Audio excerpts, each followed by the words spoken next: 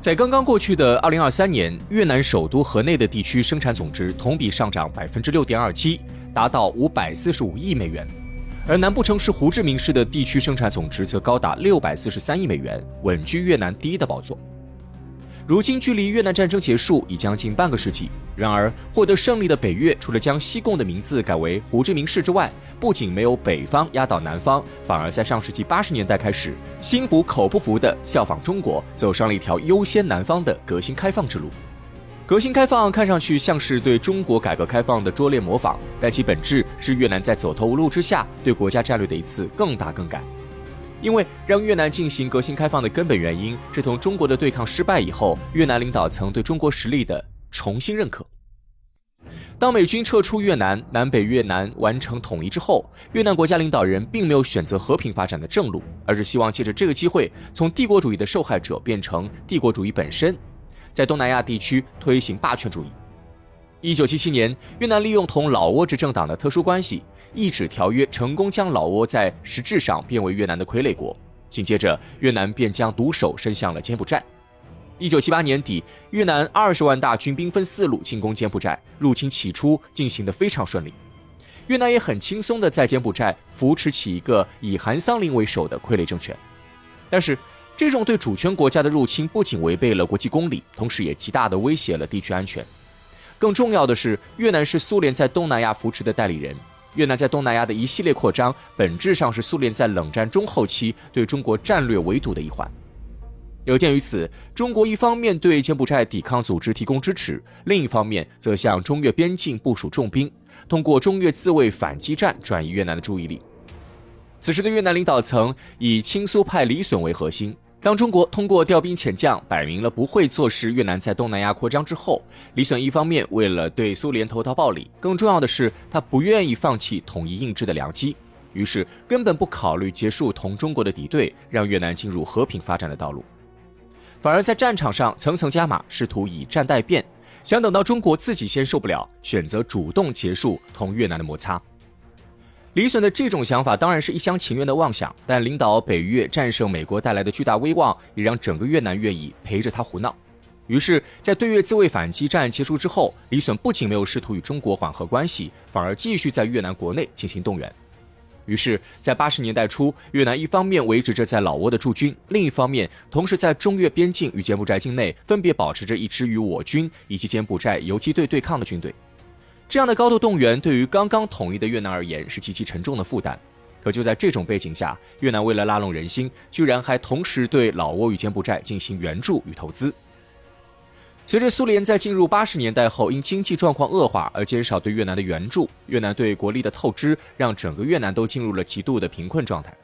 在60年代，北越的平均经济水平在中国之上，而有西方投资的南越首都西贡更是有东方小巴黎之称。但进入80年代之后，不仅越南北方为战争付出了巨大的代价，越南南方也被抽干了血。到1985年，越南人均 GDP 仅剩254美元，不仅只有同期中国的70%，甚至还不如已经被苏联入侵蹂躏了快10年的阿富汗。然而，越南国内的状况越是糟糕，李隼越不愿意结束对柬埔寨的入侵。巨大的沉没成本意味着一旦承认入侵柬埔寨的失败，那么他前半辈子积累的政治威望将会瞬间清空。对于李隼而言，身败名裂比死亡还要可怕。但就在这时，一个让中国、越南乃至李隼本人都希望的事情出现了。1986年7月10号，李隼死了。事实上，在李隼统治后期，越南因固执执行错误战略，已经出现了相当多的并发症。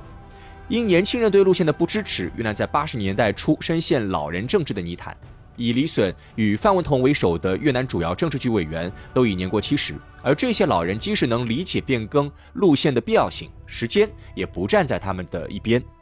于是，在李隼死后的第5天，长期饱受打压的越南亲华派领袖长征就被选为越共中央总书记。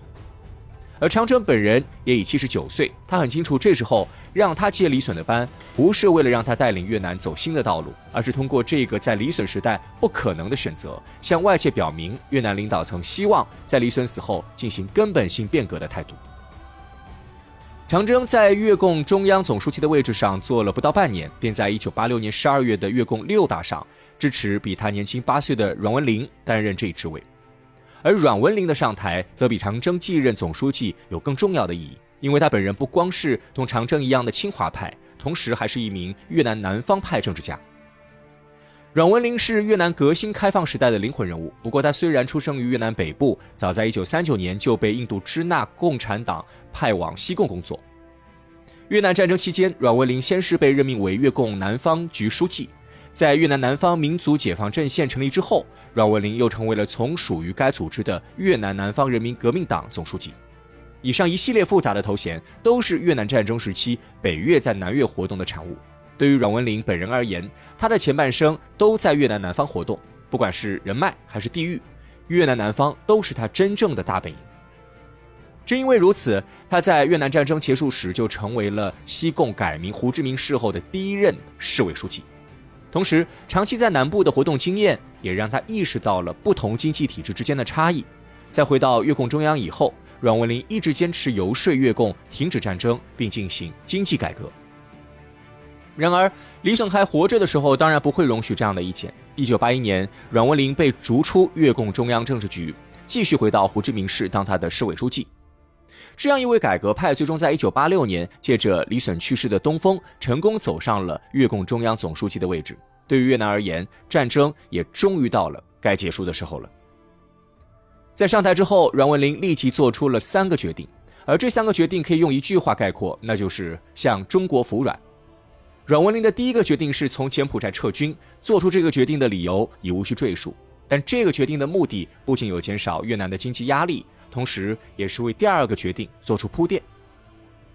阮文林的第2个决定就是改善对华关系。越南从柬埔寨撤军是中国在之前为中越对话开出的底线，而阮文林做出的第1个决定的目的就是为打开中越和解的大门。在此前的一系列冲突当中，阮文林比谁都清楚，在东亚没有事情能绕开中国。即使从绝对实力上讲，中国并不比同期的苏联更强，但是地理位置就决定了中国可以在东亚做到一切他想做到的事情。为了恢复同中国的关系，阮文林自上台开始，首先以撤军柬埔寨表示越南可以做出任何让步，然后又多次请求中国允许其访华。中国依然对越南的态度翻转，持有怀疑态度。不过，阮文林非常理解中国人的想法，他并没有因请求被拒而恼羞成怒，反而一而再再而三地寻找出访中国的机会。1990年8月，随着所有越南军队都撤出柬埔寨，以及柬埔寨各个派别之间实现停火与协商，阮文林也获得了秘密访华的机会。当月，阮文林就向中国再次提出了申请。4月3号，阮文林最终获准在成都会见当时中国的主要领导人，并为次年的中越关系正常化做出了铺垫。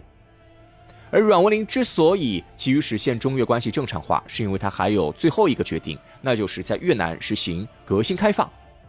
早在70年代末期，越南领导人就意识到了他们需要进行经济改革。然而，如何进行改革，越南领导人一点想法都没有。苏联的改革是一种思路，中国的改革开放是另一种思路。到80年代中后期，当苏联被戈尔巴乔夫折腾的每况日下的时候，中国的改革开放却在平稳进行。孰优孰劣，越南人一言便知。也正因为如此，阮文林在上台后便立即提出进行革新开放，而具体的方案与做法完全就是摸着中国过河。阮文林的3个决定最终让越南走出了战争泥潭，从事实上结束了越南近40年的战争状态。而在这几个决定背后，是越南人认清了想在东亚立足就不能绕开中国这个基本事实。然而，越南人虽然在心理层面已经对中国服软，但在口头上却从不愿意承认败于中国的事实。在越南战争结束之后，越南依然在南海等多个地方是小动作，希望能在各种意义上都同中国平等。不过，中国真的需要越南心服口服吗？强者不需要别人的吹捧，这就是中国在21世纪给出的最终答案。